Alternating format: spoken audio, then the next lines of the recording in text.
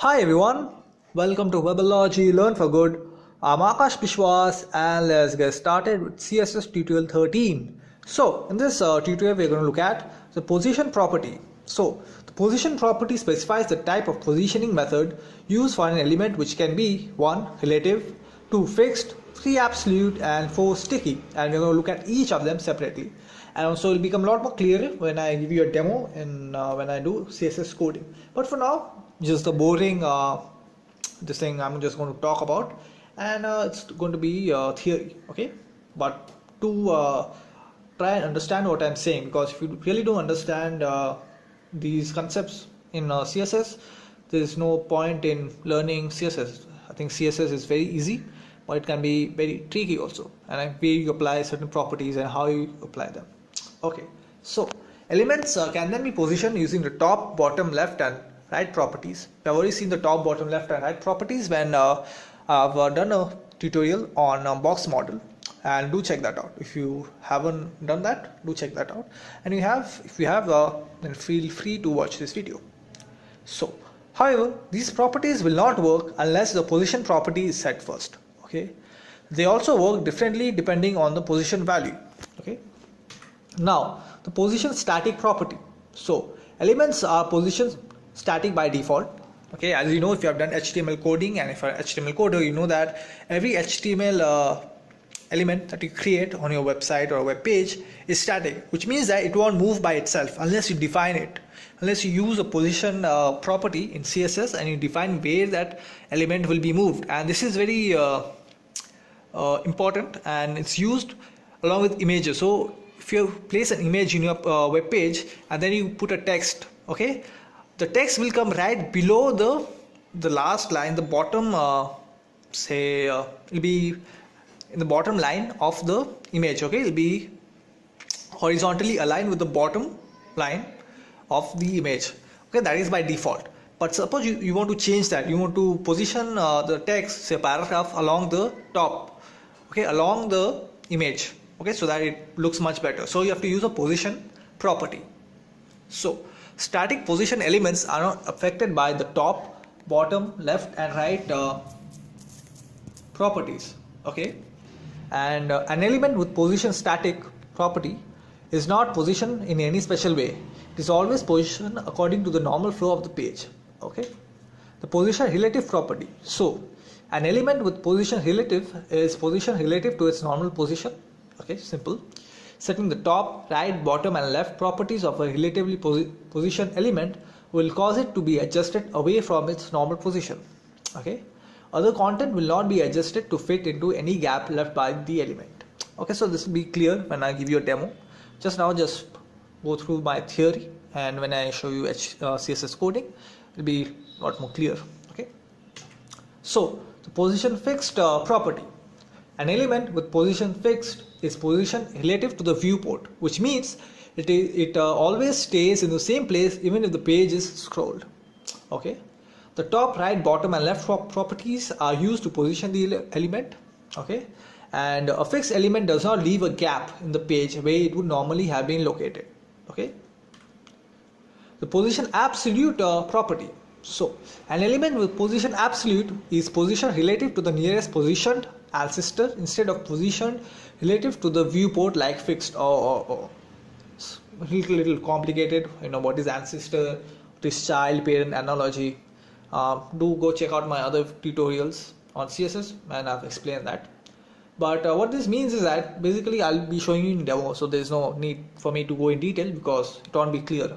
You know, even if I explain, I'm sure you won't be understanding it. So when I give you a demo, this one is going to be clear.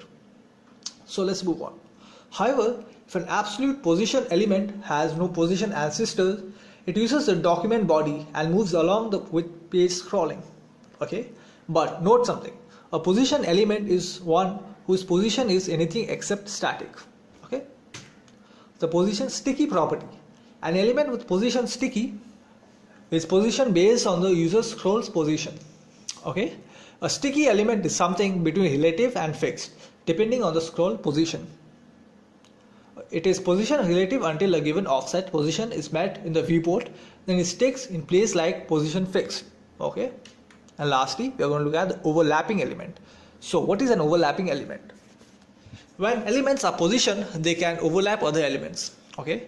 The Z index property specifies the stack order of an element. And what is the Z index and stack order?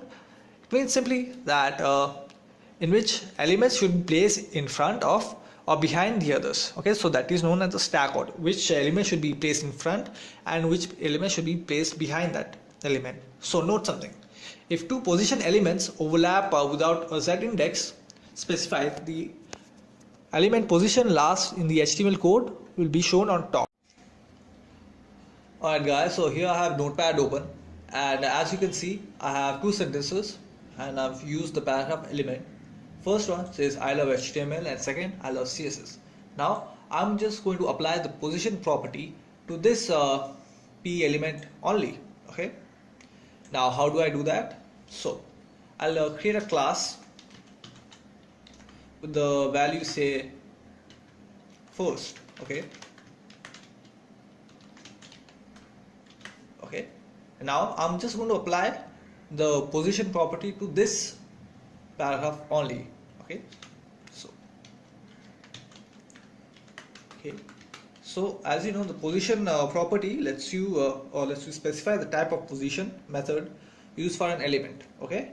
So there are four values for position property. They are static, relative, fixed and absolute. So we'll start with static. Okay. Now static, and then similarly you can specify the top, right, left and bottom properties as well. Okay. So we'll specify top say 10 pixel followed by right 20 pixel, then bottom 10 pixel and last left 20 pixel. Okay. Now I'll save. Okay. And let's see what happens. Oops. Did I do something wrong? Okay. I'll just refresh again. Nothing's changed. The same as it was before. Even before I applied the CSS property to this paragraph only. The reason why nothing has happened and why these properties hasn't had an effect is because the value is static, and by default an HTML element is static. And so if the value is static and we apply specifically static, we don't need to apply, but by default it is static. But if we do apply the static element, so the paragraph element, this paragraph element will not have any effect from the top, right, bottom and left property. So these don't have any effect whatsoever on this paragraph. Okay. Now let's apply the relative property. So the relative property is used to position relatively to its normal flow of the content. Okay. And we can set the top, right, bottom and left properties to this to the property. Okay. And we'll see what happens. So let's change this value to relative. Save. Okay, I'll just zoom out and bring it back to its default value, which was 100%. Okay, there we go. I guess it's 100. And let's open. You've seen a change, right? It has changed. Now, well, let's just play around with this values. So of 20, let's put 40. Okay. Oops. This thing has come down. See, I love HTML is kind of overlapping I love CSS because the value is too much. It's coming top too much down. Okay, let's just bring it back to 20 and let's just push this to the left. Okay, a little more to the left. It's about 50 pixels. Okay. Still too low. How about creating the bottom a little more? It's about 50. Okay, it's the same because default this is the value. So next is a fixed value. So the fixed value, if you apply the fixed value, an element is positioned relative to the viewport. Okay, and it always stays in the same place even if the page has a scroll bar. Unfortunately, our page does have a scroll bar, because I've just zoomed in. It doesn't have a horizontal scroll bar, it has a vertical scroll bar. Now if I increase the size of the browser, the scroll bar still remains, okay? But if I decrease the size, scroll bar comes. Now what if we want this element I love HTML to be static even though we have this scroll bar? Okay, so we'll bring it back to the default value.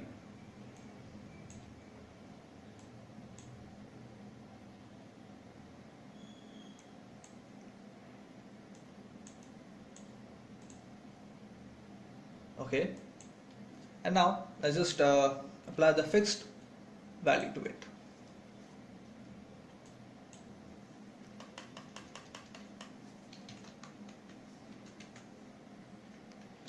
Okay, now just save this, and there you go. It has changed. It has actually changed. The value I love HTML has come below and I love CSS has gone on top. Okay. Now what if we decrease this? You can see, can you see if I, okay, let me just, sorry for that.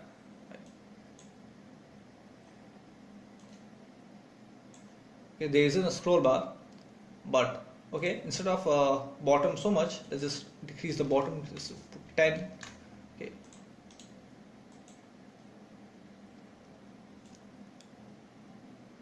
Okay. Now you can see a scroll bar has come. But let's scroll this. You can see the I love CSS is moving. Okay, if I increase, become much clearer. Okay, so if I pull down the scroll bar, you can see I love CSS is moving, but I love HTML is static. It's not moving. Okay, but now if I increase, the scroll bar disappears and the effect disappears. So this is very useful. Okay, I'm sure you must have come across this in websites and web pages where you have certain elements, says the heading, the header or the title of the website stays fixed for a certain period of time. When you scroll out, then it disappears. Okay, so that is using JavaScript as animation, but basically this is the technique that is used. Okay, and it's very, very useful. Okay. So last, okay, let me just put this back to its default value. Okay, the last value is the absolute value. So an element is positioned relative to the nearest position if it uses the absolute value. Okay, and if an absolute position element does not have ancestor, it uses the document body and moves along with the page scrolling. Okay, so now let's change this to absolute.